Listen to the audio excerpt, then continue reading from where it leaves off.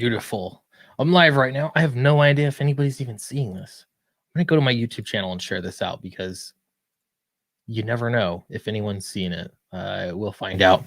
All right, there. I'm live. It's real. I'm going to share this on Twitter. If you're here, Vigilante Williamson, I have Artsy Fartsy here. Hello. Yeah, I'm going to share this out on Twitter or wherever else. You're welcome to do so. Welcome. I'm not in Kansas anymore. Artsy Fartsy says, hello, darkness, my old friend. Hello. Vigilante Williams says, I used to terribly mod here way back when. Now you just do it well, I suppose. Draw and Talk is here. He says, yo, yo, yo, yo.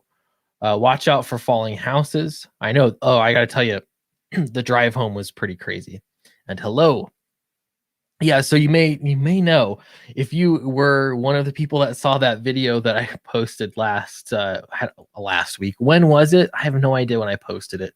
Everything's a blur. I posted a video a few days ago, I guess, and it was a 26-second long video, and that was enough. It's called Well, It Was Awkward, but it had like 1,850 views, which, let's be honest, for me, was fantastic. Partially probably because it was such a short video. Maybe that ended up being a good thing.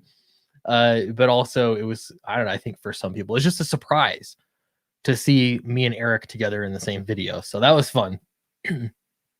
Yeah, it was really fun. We played mini golf. We got, we actually saw each other 2 days in a row. My time's getting a little blurred because I drove overnight. So it was yesterday we played mini golf, my family with Eric's family, and it was a good reminder of why I am terrible at mini golf. I don't have a good definition. I can't explain myself why. It's just a fact. I'm terrible at mini golf, but it was really fun. So yeah, I gotta say though, my 4-year-old daughter got a hole-in-one on one of the holes, and that was much better than I could do. The artist formerly known as Hey Mike is here. He says, I'm still in Kansas. All right. Yeah, I saw Leroy there as well. I think I got Artsy Fartsy there. Your crooked headphones are making me insane. Are these? I'll tell you, they're actually even. You ever notice like the brim of my hat looks crazy or it looks crooked sometimes too? It's just the angle of the video. The camera. I don't know. It's a thing. I've tried to get it figured out, so apologies. Let's see. I know I've been too busy with my own channel, man. Cool to be back. All right. Well, I'm glad you're back. Paul Riley's here. Says, hey, Clint. Hey, Paul Riley. What's up, sweetie? Cam's here. Rob the Replicator says, what's up, Clint? Hey, Rob. It's been a little while. Pumsback is here. Hi, Clint. And hail chat. Let's see, your boy, Mr. Potato. I could be worse things. So I'll go with that. Hi, chat.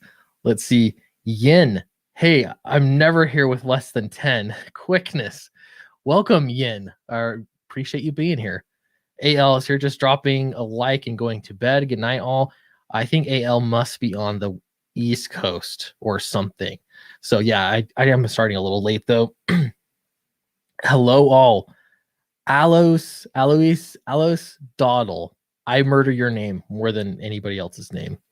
Clint wears hats because he is bald. You're not wrong. You're not wrong. I have some hair, but it's not, we used to all see it. But I kind of like the hat look generally. I went and in Kansas, I was not wearing a hat most of the time. But I did bring my, the Ninja Turtle Kevin Eastman hat that I often wear streaming because I knew I was going to be doing a video with Eric. So I wore that hat. And boy, what a mistake. The humidity there, I can't handle. I'm from Utah. We're in the desert.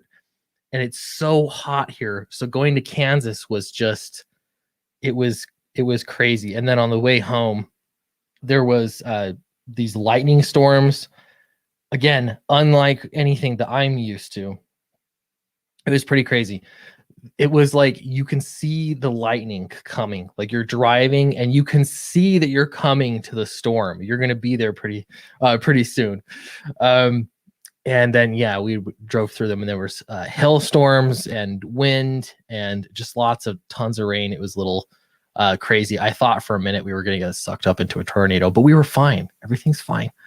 We got that. What's up, guys? Mr. Fleas here, heading to lunchtime here in Singapore, all over the world.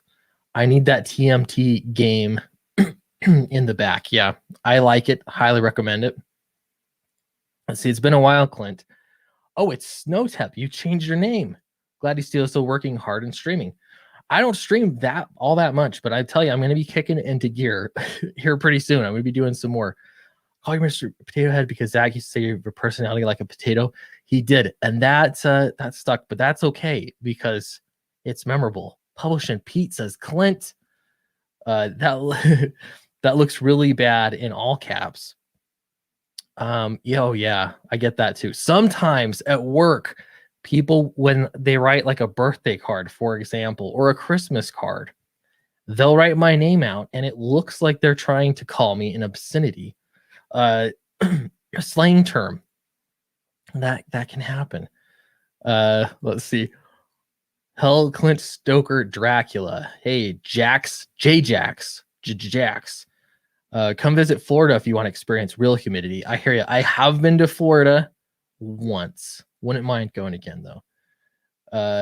Yes. T-5 days till Downcast submerged. Paul Riley's on it. We're going to talk about that a little bit. It is the arcade one-up. I would love to have the original arcade just for the originalness of it, But honestly, these are perfect because it's small enough that you can move it around room to room whenever you want, or take it to some other place. If you want to, for example, I go to my brother's house for a family event, I can just bring the whole arcade there. It's no big deal. So I like it. It's like to me, the perfect size. Let's see. Peter's having a good time. Or a term of endearment to Rob's people. Yes.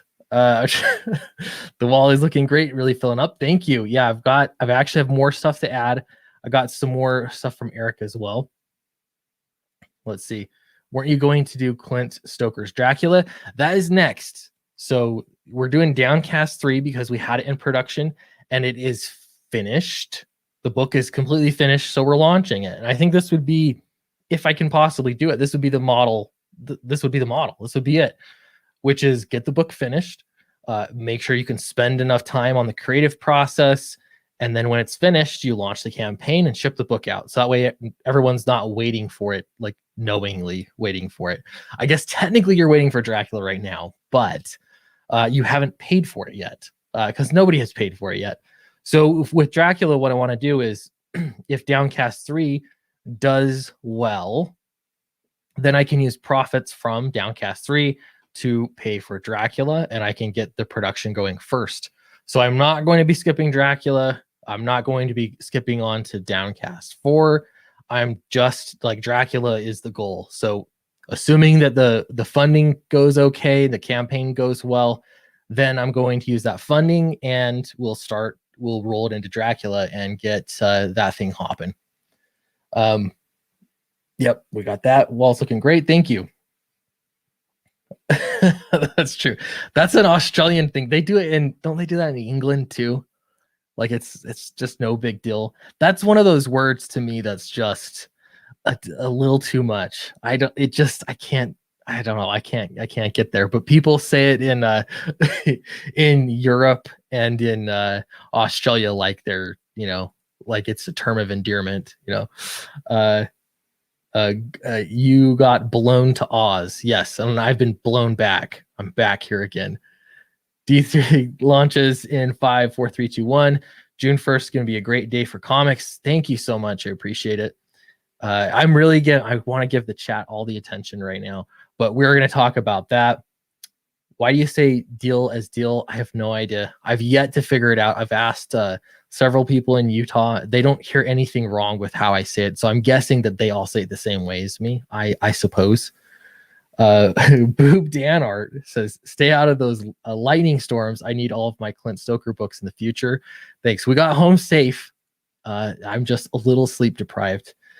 I would personally never do public domain character books without massive revisions. Yeah, and this Dracula is going to be very original.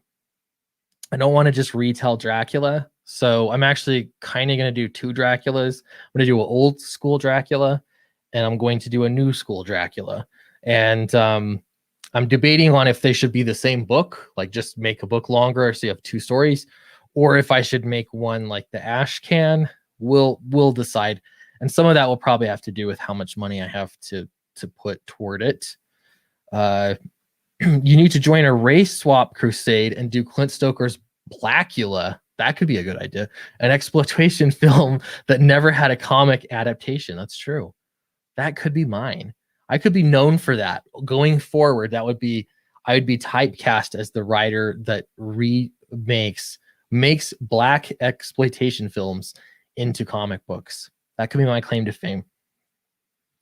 Xevious is here. I'm going to talk about Xevious as well, because he made one of the greatest memes I have seen in a long time. Yin, thank you so much for $10. That's just sending in some support. You're all inspirational. Hoping to also self-publish my own novel soon. Hope you all like action fantasy. Free chapters will be via email list. Nice. Thank you so much. Appreciate that. And good luck with the book launch.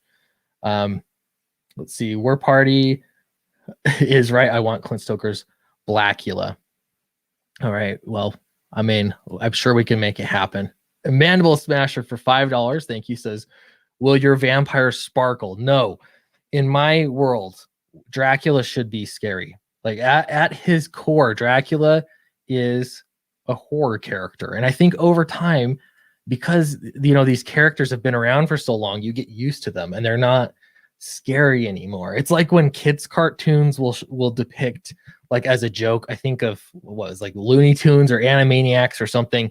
They'll have like they'll make a spoof on the alien chest burster scene, in a cartoon, and they can only do that because it's been around so long. So you kind of get just used to a really terrifying concept and make it silly. But I want it to be I want it to be a horror at its core.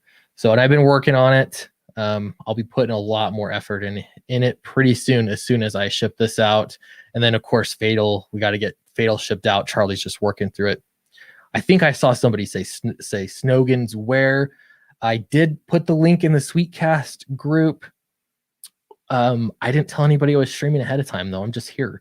So they're welcome to come. Charlie has been extremely busy right now, so I don't expect him to come, but if he does, he's more than welcome to. I'd love to see Charlie on a stream again.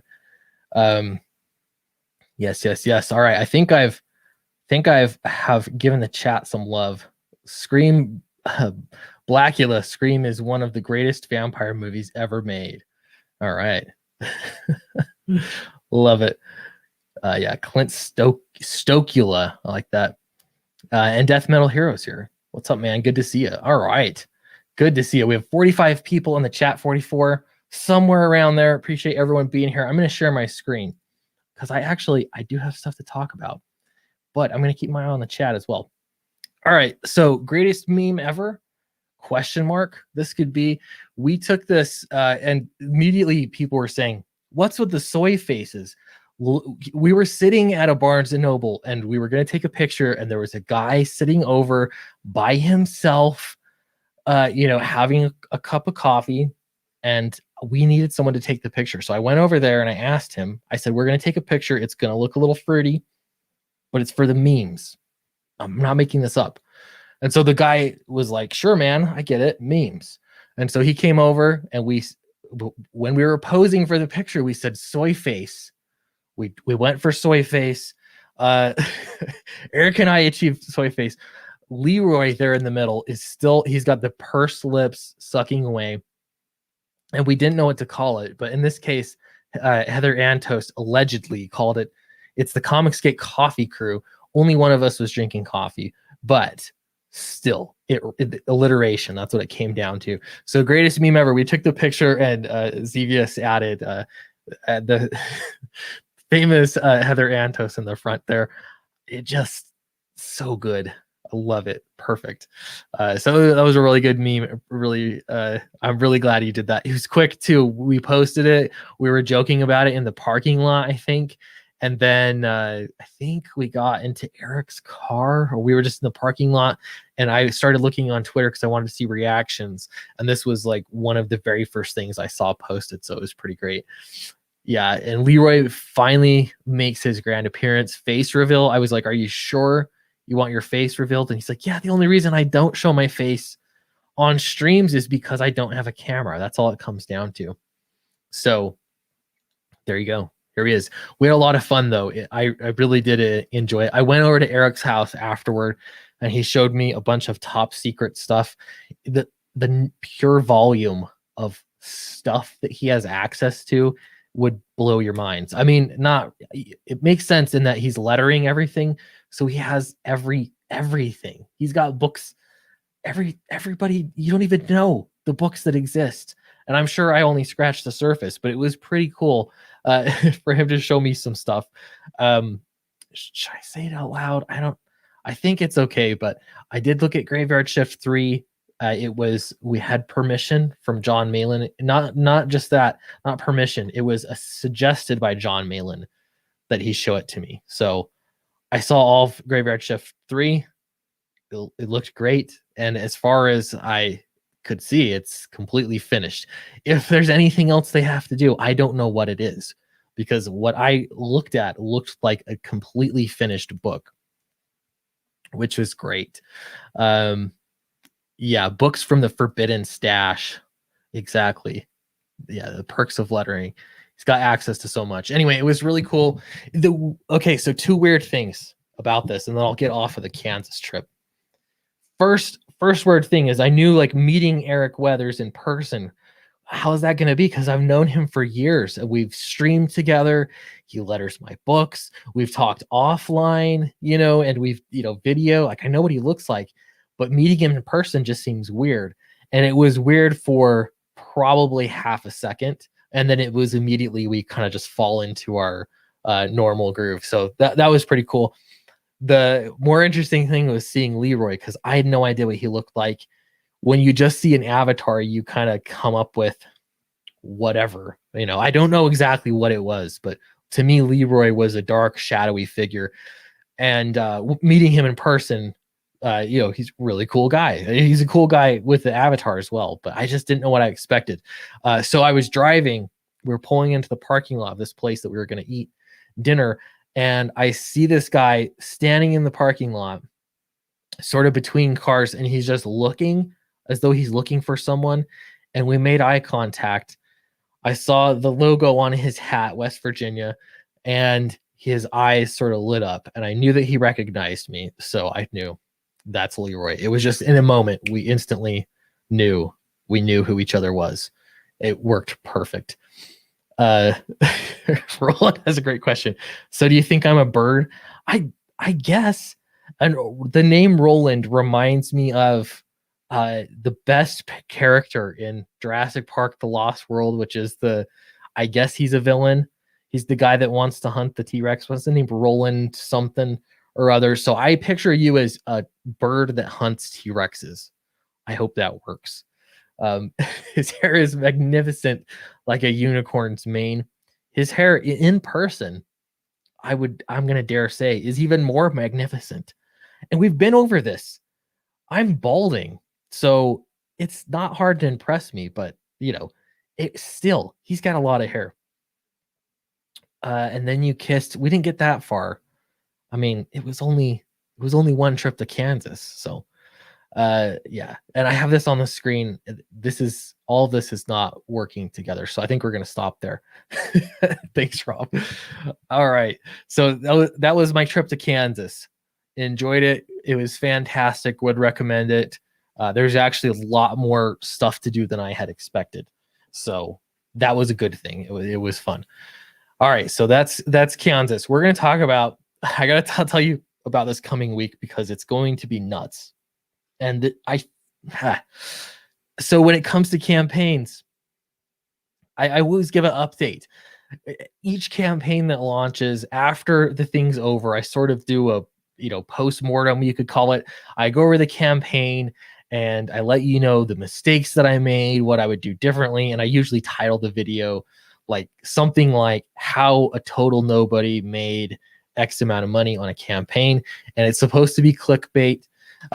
There's a few stipulations to the title, and that is, first off, I didn't make the money. It was, you could say, I raised the money, or we raised the money. I don't know that you can really say that it was like I or whatever, but that's how, in layman's terms, when people look at this, they think, wow, you made all this money. Clearly, we all know that's not how it works. You have to produce the book. So you raise the money, produce the book, get the book out. This is my very first time having the book produced ahead of time. I still need money for printing. I don't have the cash to do printing. Yeah, Roland gets it. It's our money. And until the book is shipped and in your hands, it's certainly not my money. Rob says, LOL, I missed you, Clint. Oh, thanks, Rob. I missed you too, Rob. Yeah. Production costs, taxes, and shipping eat most of it up, definitely. And you'd be surprised, even with like a $95,000 campaign, how much just the costs take out of that. Again, I don't want to take away from it. It's still super impressive, and you can make a very nice book. But it's there are all the costs involved. Anyway, so in this case, my risk is actually lower because I've put money into it. Unless you think about, like, I mean, that was my money. So if I, just get enough money for printing and I ship the book out, have enough money to ship it, I didn't make money. I lost money, but I guess I was able to get the book out. So I'm really interested to see how this affects things. If having the book finished ahead of time is a good incentive for people to back it early, because they get it. A lot of people will wait until you say, hey, the book's going to the printer, or I've begun fulfillment, and then people start backing. So I'm really interested to see how that goes. Somebody emailed me when I was gone and said, hey, you have a typo in this section here, which I corrected. Got to make sure. He comes from below to hunt gods and anyone standing in his way. Really terrible tagline. I did not put that much effort into, but I had a typo in it. That looks bad. So this campaign is both the most I've been prepared for a campaign, because I've had the campaign page basically put together for a very long time, months and months. And I've been thinking about it so much, and the story's complete. And at the same time, I haven't been as stressed out about it. And so it almost feels like I'm less prepared for it, because I haven't been spending every waking moment worrying about it, which is a good thing, right? But we'll see. Anyway, so this story, I'm going to practice this, because next week I'm going to have to say it a lot. So we're introducing a new character into the Downcast universe, the Monstro, or Monstro. He is... you've learned a little bit about his history in the Secret History of Strata. He has basically eaten a piece of the stone. Spoiler alert, if you haven't read it yet, I guess tune out for a minute. He is basically invincible, basically, or at least that's the premise here. And he's going to hunt all of the supposed gods that are ruling the world. And so a lot of new light is shed on everything. You have, I don't know, a really cool new character. It was so fun to write him. And I don't know, I'm excited. I got to work on that pitch, but it's starting a whole new story arc that I think people are going to really like, especially if you like Downcast 1 and 2. I think this is a big step up in my writing ability. So I'm looking forward to it. Nacho's really improved a ton too. It's cool to see both of us sort of grow up over this. All right. Yeah, here's a good point. Death Metal Hero says, ha, I got my Red Rooster the other day too. A little underwhelming for the wait. The wait is a factor. It's a cost. I hear you. There was something, the best example I have of having a book finished is Doug Ernst's book, the Black Tide book, Soul Finder Black Tide, I think it was called. I purchased it, backed it, whatever, and then I got it, I think a week later. It was in my possession. So when you're thinking about it, getting the book soon after seems like a pretty great perk. If you have to wait a really long time, you might care less about reading it. Roland says, how's Camel Moon doing on Fatal Colors? There's been a lot of back and forth there, but Camel Moon's a fantastic colorist. And I'll be honest, I cannot tell the difference. I cannot. So I think he's done a fantastic job. Having said that, Charlie's extremely hands-on, and he's actually coloring a large number of pages himself on Fatal. So probably more than you might realize. I'll say that.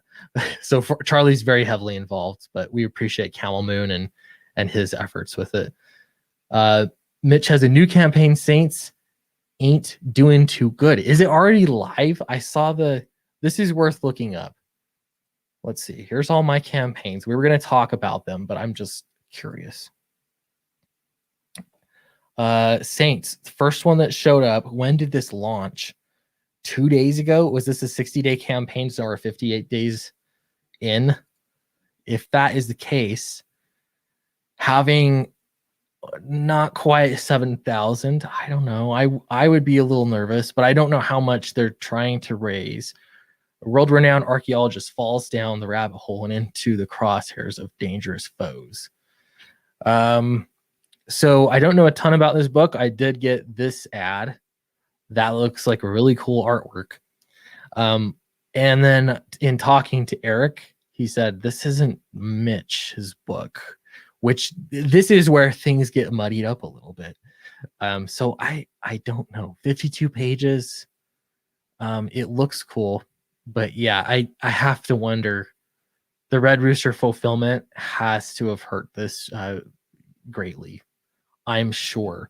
And I'm curious if, you backed Red Rooster, are you still happy to back Saints? The Saints, I'm curious. Having said that, I just hadn't heard about. I knew it was coming, but I didn't even know that it launched, which is a bit of a problem. Leroy's here. We were just talking about you, Leroy. Let's see. From the Depths, a Hunter of Gods. That's a better tagline for the pre-launch page. I need to work on the exact tagline and how I'm going to pitch it. That's what I really ought to be working on now more, because that's like when you're on streams and so forth, you got to get good at. All right.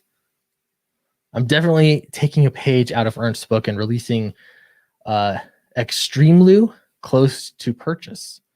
So your book, yeah, you're gonna launch it close to purchase. Yeah, I think that's the way to go. And with me printing in America, and especially with using the same printer, I know exactly how they want the pre-press done, all the file types and everything.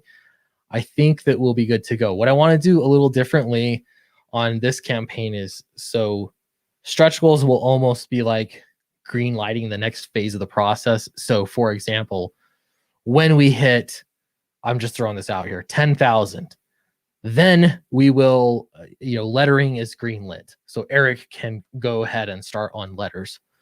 When we hit 12,000 or 15,000 or something, then the print file is greenlit. So we'll get the pre-press done. Like that's the next step.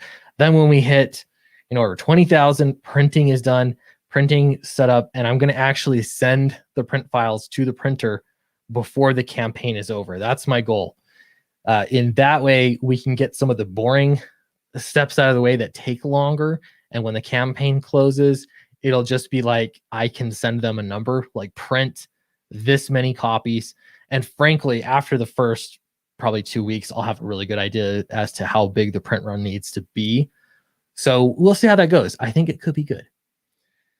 Yeah, it's Mitch's company, right? Yes, this is Mitch's company, Allegiance Arts. Hey, Leroy.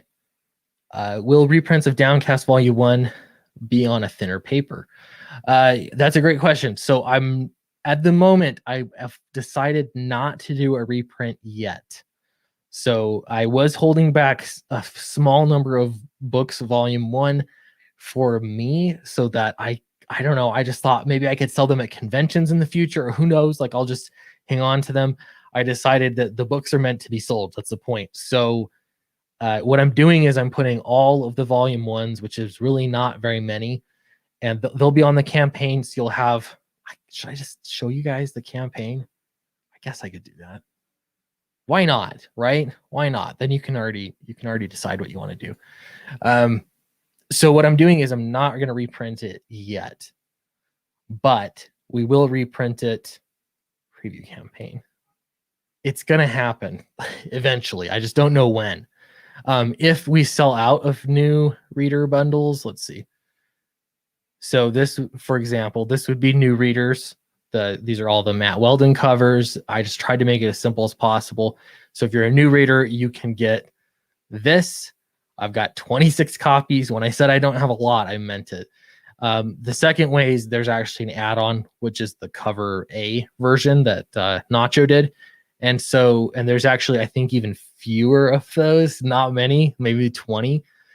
And so those will be available. If I get that many new readers, I already have a cover, I already have everything done for the reprint.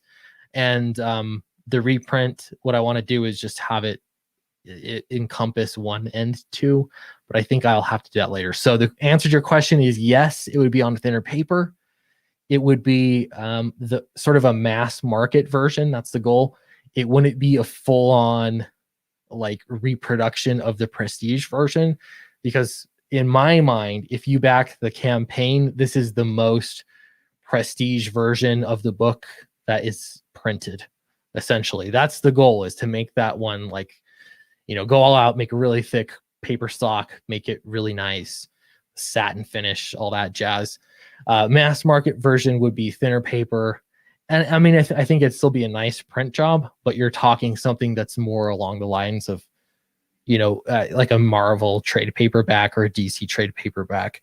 That would be the goal. Again, I'm open to suggestions. Really, like, you guys are sort of deciding things. So that's sort of the plan. This is not live right now, guys. I'm showing you behind the scenes. I'm going to change a few things, I think. But for now, that is what we got. So that's sort of the plan for new readers. Great question. I like the cover of a comic, or the comic. I appreciate that. Eric did a cover, which I think is fantastic. And then we have a really nice cover from Matt Weldon again. He's sort of been the through line on each of them. He's done a variant cover, so I'm glad we could get him again. It's kind of fun to have a trifecta. I'm excited for it. Yeah, I hadn't backed anything else from Mitch and Co. I didn't back Brand 2 for the same reason. Didn't have my first book yet. Yeah, and I think that's important. And I hear from people have been incredibly patient when it came to Fatal's ship time. Stuff happened. If you've been following the updates, I've been trying to be really transparent about everything. The book's still going forward and everything. It just, I thought that we'd be finished by now, is all it comes down to. So I get that for sure. A couple of the problems, though, are, when you have the book finished, shipping it. I know a lot of people are afraid of the fulfillment process, and I hear this behind the scenes more than I do in public, but many people are terrified of the fulfillment process. And it's funny because, it's a pain. It's a lot of work, but it's not that big of a deal. Like, really, like it's fine. Everything's just fine. So I don't know. I almost think I should fulfill more campaigns, because I think I have it down now. Let's see. I picked up a third issues of Legion starts at Walmart. They were pretty good. They've crapped in their crowdfunding bed. Yeah. And so these are, if we're looking at them as different things, the crowdfunding crowd cares about, being on timing, putting them first, and rightfully so. They're the early adopters. They're the ones that enable the project to happen. So that's the way I want to look at it. So while Fatal is late, I can promise you it is going to no other printer or no other publisher is going to no other retailer anywhere, possibly ever. We don't know. But if it ever did, it would be well after everyone already has their books that already backed it. That's the important thing. And again, even then, I'm just not sure if it's going to, we have no decisions. Right now, it's just, the goal is just to get it out to backers. I asked because I forgot. The paper was almost like cardstock. It is too thick, in my opinion. I'm tempted to roll it back like 80 pound. I have 100-pound paper on the Downcast books. It's a bit much. So I'd kind of like to roll it back to 80-pound paper, which is still really thick, but it won't, I don't think it'll feel like you're turning 2 pages on accident. We'll see. I'm going to talk to the printer about it, and I just want to see what you guys all think about it as well. I like the books all matching because I already did the 100-pound for the first 2 books, but I think 80, realistically speaking, 80-pound makes sense.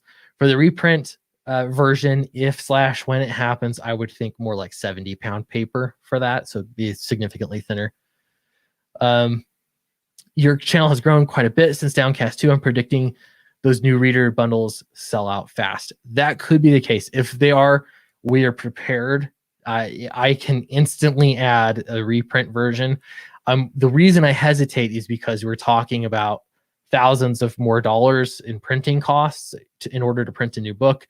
And if I'm doing a reprint, I want to make it worth it. Like the more you print, the better your economies of scales are. So I want to be able to do a big enough print run that matters. What I'd like to do is print out basically $10,000 worth of books, like that size of a print run. I think that would be, we figured out it'd be about 3,000 copies.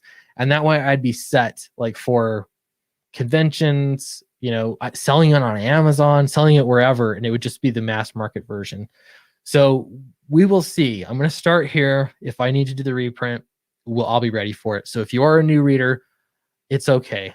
I've got your back, basically, is what I'm saying. Looks great, man. Thank you, Death Metal Hero. I love my Fatal shirt, by the way. I'm wearing, this is a prototype one.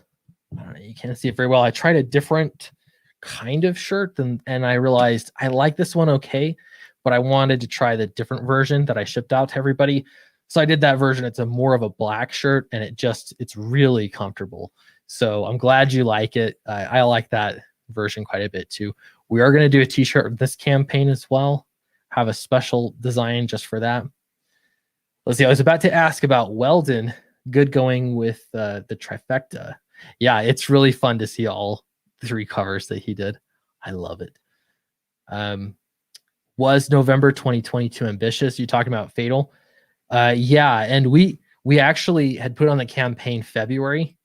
So Charlie told me, man, I'll get this done November at the latest. Like we'll be shipping this in November. And I said, really? He said, yeah.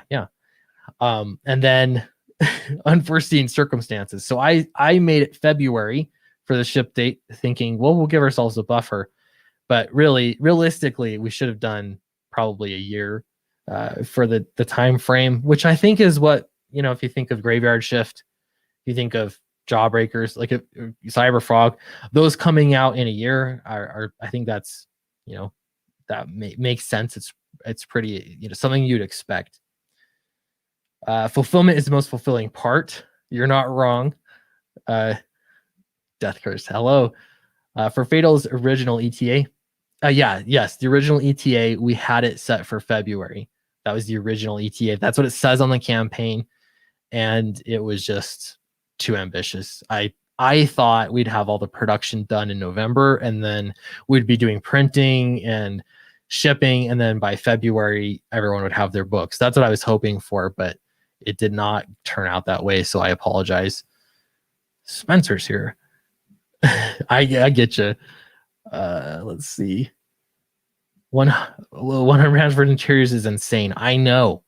And it costs more to produce as well. I got quotes for lighter paper stock, and I was like, why did I do 100-pound paper stock? What's wrong with me? It just costs more money. It is nice, though. I got to say. I'm smoking and painting rooms in my new place. That explains, you know, it happens. You don't have to type well here. Yeah, don't have that Marvel ink. The thing is, I'm very happy with our printer. That's the one thing I gotta say is the actual print quality has been so nice. You don't get any of the fluting. Having the really thick paper helps as well, but they also just print it correctly. They know what they're doing. The bindings stay together. One of the biggest things I hate about, especially like a trade paperback version, is when you get the plastic part that sort of pills and separates. I hate that. So yeah, anyway, The vintage diver looks thumbs up. Thanks. All right, so I got a transition here as well. Spending a lot of time looking at the chat, which is great, right? That's what you're supposed to do. So here's some fan art that was unprompted, posted on Twitter. Pretty cool. They've got the Monstro there on top, Joanne down there on bottom in some serious trouble. I think I'm gonna do a fan art contest, and if you want to get published, this could be an opportunity. So be thinking about that. I'm going to do a fan art contest. I think I'm going to make it like a 2-week time period, and I'll announce everything, once the campaign gets going. But I think it's just a good opportunity, especially if you want to get published, you want to get your art published. Could be a good opportunity. It helps me out because you start seeing art everywhere. People are looking at it, talking about it. It worked very well for Fatal, I think, and got people into it. So I think we want to do it here as well. So that's officially the first piece of fan art. So I'm pretty excited to see it.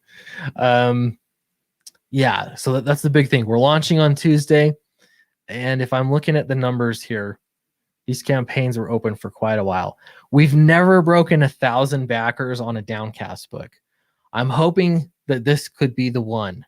If it is the one, I've got to make sure to have books for new readers. But I'm also hearing about people that they got the first book, they didn't get the second book. Fortunately, we have plenty of issue number or volume 2 Downcast because I overprinted that a little bit more than I did the first one for how many people had backed it. So I'll have that available for sure. If you have volume 1, volume 2 will be available. I have plenty of those. But yeah, this is what we're looking at. So I'm going to do a little bit of math here. And this is always a part of the picture. So if you're thinking about your own campaign, I think that this is an important number, and that's average backer dollar amount. So let's say we have 31,607. We're going to divide that by the number of total backers. So we'll just do the end. Total backers, 924. So our average was, we'll say, $34, just over $34 for Downcast 1. All right, so if we look at Downcast 2, we ended up having a few more backers than we did on the first one. So that was nice. It was an improvement. So we started at 34. Let's get this one correct. So we got 43,219. And we're going to divide that by 941. And we have $45 was our backer amount. So average backer dollar amount. So the big difference here is that the first book only cost $15. So your minimum backer was only paying $15 to get into the series, get into the book. In hindsight, that was crazy of me. It was actually a huge risk to be only charging $15. I'm really glad that it worked out and everything was just fine. But that left essentially no profit on the first one. I mean, a little bit of profit, but not much profit. Second one was a $20 book. I'm going to stick with the $20 price point because not everything needs to be $25. And especially if, you can technically go to Alterna and you can get these books, for $1.99 a piece. I think what I'm trying to do is make the price down. So yes, you're getting more story. It's not just like a single Alterna issue. You're getting real thick paper. You're getting some extras that are not going to be printed anywhere else. We had the Secret History of Strata. We're going to have a Monstro side story in this upcoming one. Not to mention, it's just more pages for the main story. All of the things that people had been saying they wanted, I tried to add. So we're trying to expand it, give you what you want, and still keep it at $20. So I don't know what the average backer dollar amount will be, but that will be important for Downcast 3 and sort of just determining where we land.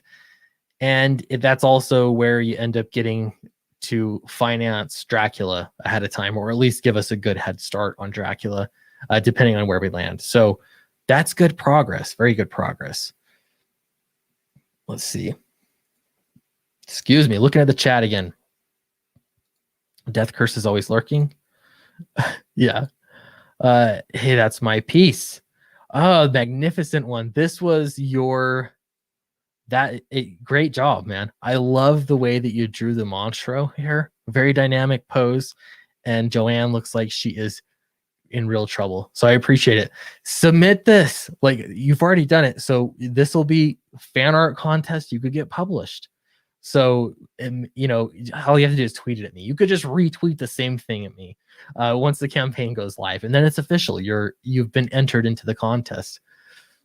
Yeah, contest. Oh yeah, yes, please do. And you can get creative, whatever you want. You know, I think there'll be enough art out there. You'll kind of see the Monstro. We actually have a couple new characters, but I think he's the most at least prominent. He looks good on a cover. We'll say that. Have you heard of Baxter paper, Clint? It's high quality paper that accurately reproduces CMYK dyes. Camelot 3000 used Baxter paper. I've never heard of it. Baxter paper. I'm going to write that down and ask about it though. So it's just the paper itself takes the ink more accurately. Baxter paper. I'm curious, can you do different finishes on it? Like, can you do a glossy finish or a matte finish? That would be another question I'd want to ask.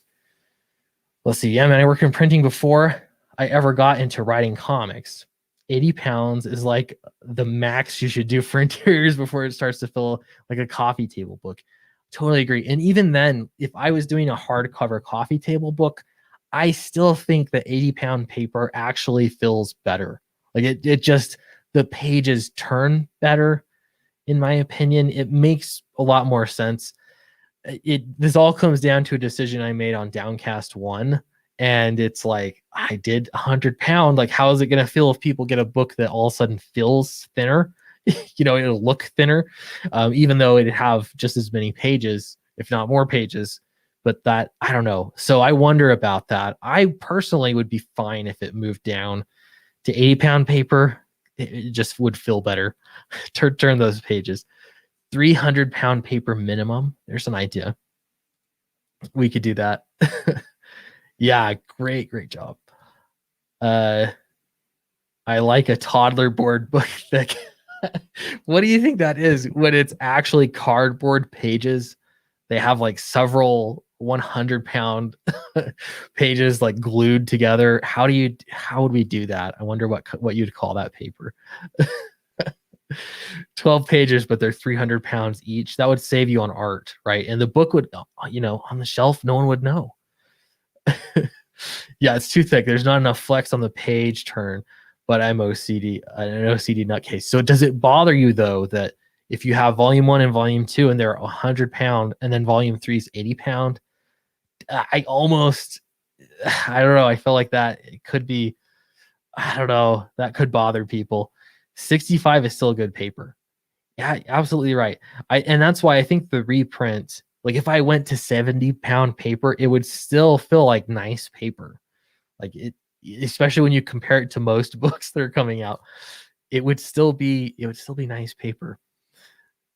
Let's see. How many higher tiers have gone outside the US? I usually back higher ones because of the shipping cost to Germany. That's a great question. Many of them do. I think you'll have to tell me what you do, but I know if you're like from Germany, the UK, Australia, I get a lot of people that are thinking, if I'm going to back this book, I want to get as much stuff, you know, if I'm paying for shipping, I want to get as much stuff shipped to me as possible. So I'm getting my money's worth. And maybe you're reselling it, or you go in with a friend, and you know, if there's a variant cover or something, you each take one version, so you're saving on shipping that way. I get that a lot. I'd have to pull up the exact, and I could get this information. I don't want to pull it up live because I don't want to dox anybody on accident, but I could get that information pretty easily, pretty quickly. But yeah, I think that's a pretty normal thing. No, I think was that an answer to the question. Would it bother you if I switched from 100 to 80? Should I just do 80? I think most people would be fine with it. And if you have these prestige versions, the crowdfunded versions, you get to see, I guess, the progress. That's part of it. Anyone can offer a hardcover book. Only Clint can provide hardcover interior pages. Yeah, I know. That's a way you could look at it. It's hardcover without the hardcover. Doesn't bother me, but it'll look much thinner side by side. It kills me when spine dressing changes from trade to trade, though. Yeah, I'm gonna try and make it look exactly the same as far as the spine goes. And again, a lot of this comes down to Eric Weathers did the initial trade dress design for the first one, and so I'm just, I'm gonna make it look as much the same as I possibly can. Stone tablets or we riot, that could be a thing. Keith Gleason recently interviewed a guy who specialized in prepping international fulfillment. Oh, I can talk to Keith. I'll have to look up that interview as well, but that could be really helpful. The way that I see it working best, Charlie's London brought this up before. She's in the UK, right? And that would be, hey, I have X amount of backers that want books in the UK. I might even be able to guess that percentage wise based off of this being my fourth campaign. And I could just say, I'm going to send you X amount of books. I'm going to ship them all together and presumably save money. And, it'll get to you. So, and then from there, you turn around and ship it again to everybody else. I don't know. Would that save money doing it that way? That's the only way that really makes sense to me. But I'd have to really see what the numbers are. Use 70-pound paper. That's still, it's still good paper. 70-pound paper. Yeah, 100's too thick, huh? I'll ask this question. Does anybody need to have 100-pound paper? Does it need to be consistent? And if you have the book, open it up and know that it's 100-pound paper. It would save me money, that's for sure. I'd actually make more profit, which would be great. I'll fall you off a cliff. The books are just icing. Thank you. Oh, is Comics Bear here? Did I miss him? The Comics Bear. Yes, Stone Tablets. That's right. I did read it. Let's see. I hate the thicker stuff. I hear you, man. No one cares about 100 stock paper. That's what he does, but sends it in the nation's capital and let the local post distribute it from there. Okay, so I'll have to ask him about this, but that would be part of the question is who handles it essentially. So if I just send one box of books to Australia, one box of books to the UK, one to Canada, and then from there they divvy it out. The problem is some of the extras too. I guess I would like if people are getting t-shirts, I have to send those out. So I don't know. I have to research this a bit more to be confident in that the process will work. That's basically what it comes down to. I want to look into it though. They are wide boys. Going 30-pound, live dangerously. That would be some thin paper. What are magazine interiors pound wise? That's a good question. That might be worth a Google. It might vary actually. Oh my goodness, magazine. I can't talk and type at the same time. Usually use 80 to 90. What's GSM? What type? 80 to 90 GSM. That doesn't say pound. For the interior pages with a heavier paper for the protective cover. If you're printing, shipping cost by newsprint interiors. GSM. What is that? If they're not using the pound measurement, I don't know how to convert that. It's a completely different thing. I don't think they're using 80-pound for magazine though. If you're talking about specifically, I know Cyberfrog Blood Honey was printed on a magazine stock paper. I mean, Ethan told me that's what they went for. And he didn't like it. He didn't use it again, but it was pretty thin. What's this? Copy paper is about 25 to 28. Wow, that's so thin. Yeah, magazines are super light. There's got to be a balance of paper. I don't want to feel like I'm going to accidentally rip it. I totally agree. I think 70 or 80, like 80's pretty premium. 70's thick though. 70's nice. it's like 30 to 60 pound. So that's what it ends up being for 80 to 90 GSM. So that's pretty light. It's very light. 30-pound paper. I can't even imagine. Baxter paper is comparable to printer paper. I'll look into it. The big thing for me is just the finish. I don't like super glossy for interiors because I like to be able to read it. But some coating is nice. So I actually like satin. I think that's my favorite. That's the way I like to go. Here's another question. CB Smallwood, have you ever considered doing an anthology that would feature new talent and old and would be bi-monthly? That's a great question. I've considered, no, I wouldn't say a bi-monthly anthology, but I've considered ways to either do an anthology or ways to get other creators published. Essentially, I think there's value in that. And I think part of that would have to do with having the right kind of component. So for example, if I did like a Fatal anthology and it was like using Fatal characters, the Fatal universe, you can tell stories. I think that would be a little bit more interesting as opposed to, hey, just do a horror story. Do you know what I mean? Like if it's a little bit more specific and it becomes like, part of a world building effort or something like that. I like that concept. I don't have any plans though, for sure, but I've thought about it and I've had several people mention it to me, the idea of doing one. See, magazine is sometimes slightly lighter or a little heavier than magazine paper.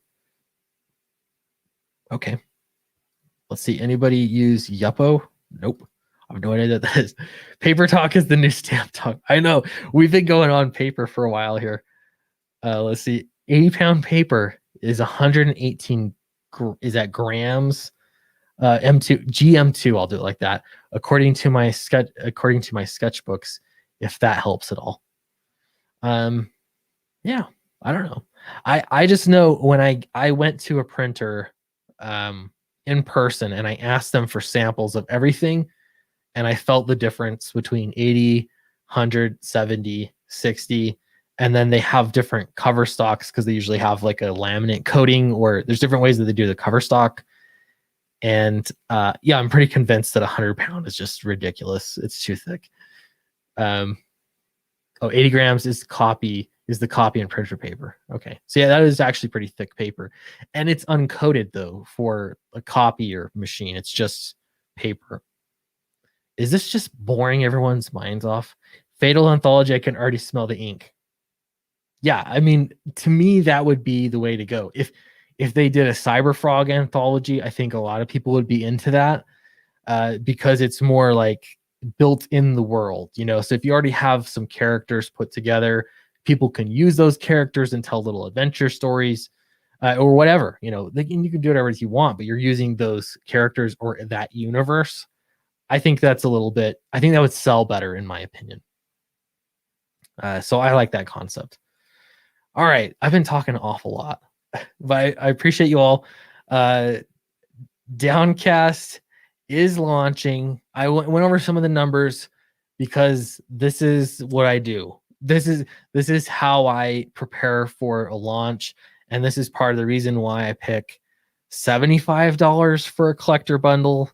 Again, if you're somebody out of the country, I think what's going to get you to pay shipping, I got to give you enough in the package that it's worth backing. I guess that's my concept. That's my thought process. So I have a full novel, all for Owen, brand new cover, done by Xevious, same guy that did this meme. So that'll be there. A book plate, people like that, featuring artwork that I did myself. I think I'm going to sell that original as well. It's an 11 by 17 paper. Downcast 1 and 2, or sorry, Downcast 3. My numbers are all getting mixed up. Downcast 3, cover A and B. And that way, if you are from Germany or wherever, you can get both covers if you want to collect them. That's fantastic. Or you can get a version and you can give one to your friend or something. You can go in on it together. And I'm hoping that makes it a little bit more worth the money. Trading card set, people love those. Your name in the book, and it ships first, meaning this is the one that ships first. $75. we'll see how it works. For Fatal, we did $100 one. I'm reining it back because to me, Downcast, part of it is I want it to be relatively affordable. It's for a crowdfunded book. So that's the goal, where you can get the book for $20. Again, not live yet, but it'll go live Tuesday. And I'm really confident about the story on this one. I've kind of floundered back and forth on the Downcast books 1 and 2, just because I think a lot of it's just the learning process and being super unsure. I've learned quite a bit. Downcast 3, I think people are really going to like. I'm really excited. For this. So it'll be fun. Launching on Tuesday. If you get in first within the first 24 hours, you're going to get a fold out poster. It's my way to say thank you. And regardless, we're going to go to print really quickly on it because it's finished. So with us going to print, you should get your books pretty quickly. And for anybody showing up from Bancroft, I appreciate you coming. If you're rating me, I appreciate it. Let's see. My book will be $9 on Indiegogo. I hope you have a good plan as far as printing and shipping it goes, or adding shipping onto that. That's a little scary. It worked for me at $15. In hindsight, that was a huge risk, but it could be good. It could give people an affordable option on. So I'm not gonna poo-poo the idea. A lot of outside mag distributors are a rough deal now with buybacks and pulping stuff that doesn't sell. Yeah, that makes sense. All right, cool. All right, so Downcast 3 Tuesday. I'm going to be streaming. I'm going to be streaming elsewhere as well. You'll probably see me around quite a bit, and I'm going to be putting a lot more focus on making regular videos as well. I visited Eric Weathers actually this past week, and so I was a little hit and miss. It was kind of hard to make videos when I wasn't at home doing other things, but I'm back now, and so we're back working on it. Yeah, DC is selling books for $7.99.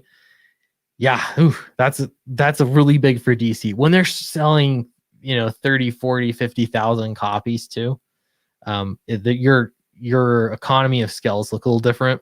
I've never sold that many books from one printing, but if I did, I think I could lower the price quite a bit, and it would work out well for everybody. Anyway, all right. So appreciate everybody for jumping on. I'll be streaming for the launch. I think I'll make it live while I'm on air. That might be fun. That'll be Tuesday, taking the day off work.